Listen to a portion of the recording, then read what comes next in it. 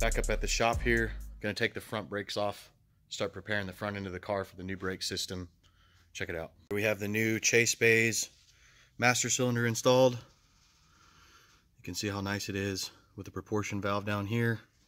And we've got the new slave cylinder or master clutch cylinder drilled and tapped this little hole here, sealed off to where both of these can share from the same reservoir.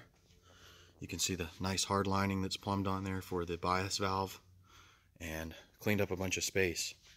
So that's it.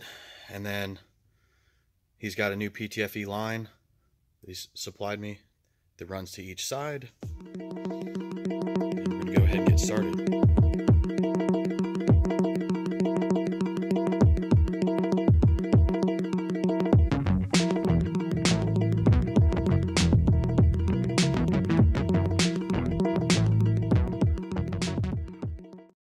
Action is, first I'm going to pull off the factory brakes in the front, go ahead and remove the brake rotors, and then I'm going to hammer off the hubs, and then we're going to hammer the studs out. We're going to put new ARP studs on the front, just like we did on the rear, inspect the wheel bearing, make sure the wheel bearing on each side is in good condition. In case it needs to be replaced, we're just going to go ahead and replace the entire hub assembly.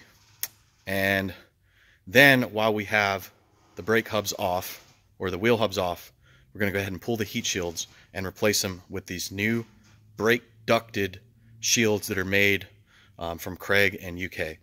And that's what we're going to use to cool the backside of the brake rotors on the new brake kit, so that we can get adequate airflow to those brakes through the bumper and maintain nice braking temperatures.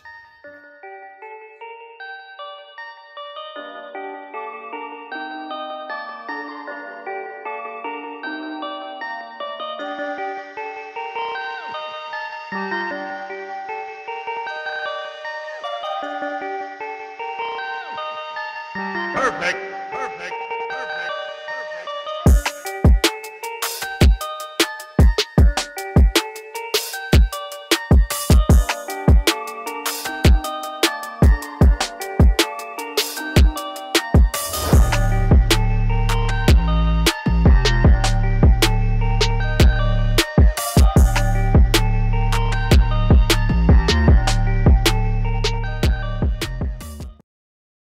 Here is cleaning off the dirt, corrosion, rust on the surface of the hub, so that when the new brake rotor goes on the hub, it doesn't want to seize.